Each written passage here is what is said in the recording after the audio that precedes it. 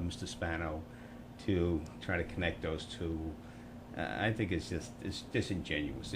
They're really trying to make an issue out of nothing, and I think it's really disingenuous. Okay, we'll get back to the second question, but you want to handle this question, Tom Bach? Well, I'm thinking it's sort of along the same lines as Greg is. Rob said what he said, and it's almost like we're supposed to ignore the Hispanic community or any community within our county and not address it because it would be insulting. I don't think Rob was trying to insult any particular ethnic group. That's number one. Number two, when you start looking at the makeup of Westchester County, it's made up of a lot of different ethnic groups. And every time somebody says something, we're so politically correct that we're afraid to mention the word Hispanic or Puerto Rican or Polish or anything. I love Polish. It's gotten ridiculous. Now, I remember when I went to Ellis Island, there was a speech there, and I believe it was Roosevelt's speech, that said, America will never truly be great until we stop using hyphenated or we become non-hyphenated Americans. We are all Americans. Now, there is an issue with illegal immigration, not what I want to talk about right now, but I have an opinion on that as well. What I think is happening, as Greg said, is that Spano, Alvarado, it doesn't really matter who, they're trying to manufacture an issue to try and get at Rob only because they have nothing. Rob is a straight shooter. He's an honest guy. He's a good man. And if you try and twist anything that's said, I'm sure we could find pretty much any conversation, find something in any conversation that we could twist. And I think it's absurd. It's patronizing to hear this kind of stuff. Peter King made his comments about Michael Jackson. This is still America. You're allowed to say what you want to say. Is somebody going to be offended because Peter King thinks that Michael Jackson was a pedophile? Probably. You know what? Michael Jackson was a great, talented person, but he had personal issues that go beyond his talent. And I think that's where Peter King was going. So, to try and make this into something it's not, the media jumps on an awful lot of stories when it comes to, Republicans, and this is just one of them. Okay. Well, we're at that break. I can't believe it. It's already 1:15. We'll be right back. We'll be speaking with Greg Kane and Tom Bach. They're both running for office. Mr. Kane for the 4th District and Mr. Bach for the 8th District.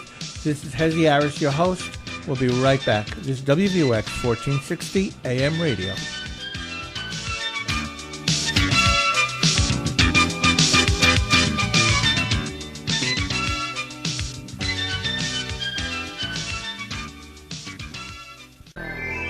This is America's great community radio station. Really seems to be in touch with the heartbeat of the city. AM 1460 WVOX.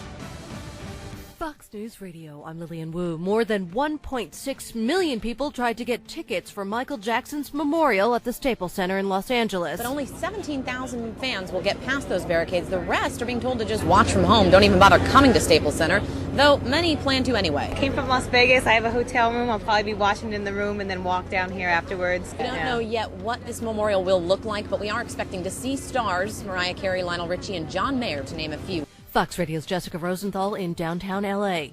President Obama in Russia, where he's held a face-to-face with Prime Minister Vladimir Putin. His aides called that meeting frank and respectful, lacking the usual diplomatic speak. And Putin now says the meeting went very well. He calls the session substantive, informative, and collaborative. Fox Radio's Rich Johnson and Al Franken taking the oath of office later today as a new senator from Minnesota 8 months after the election.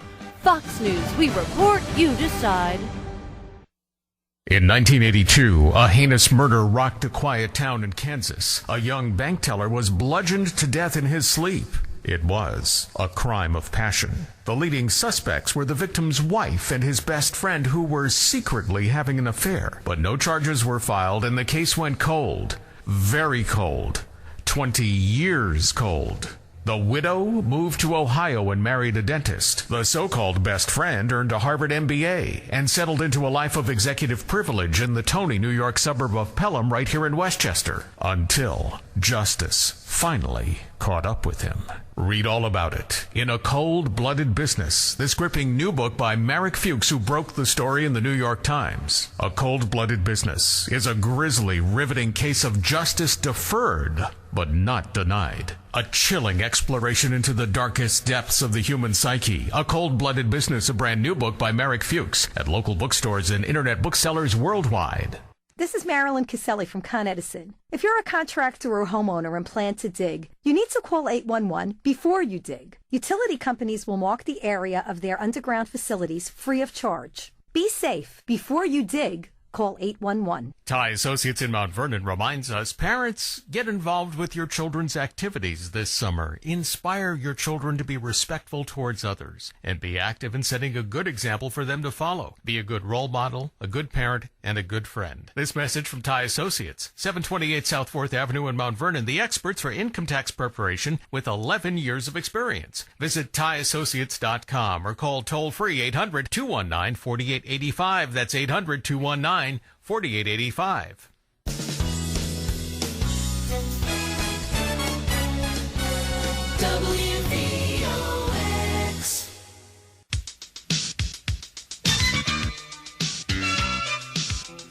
Now on 1460 WVOX, back to the inside stories from Yonkers and across Westchester. This is On the Level with Hezi Harris, the publisher and editor of the Westchester Herald and the Yonkers Tribune. Once again, here's Hezi Harris.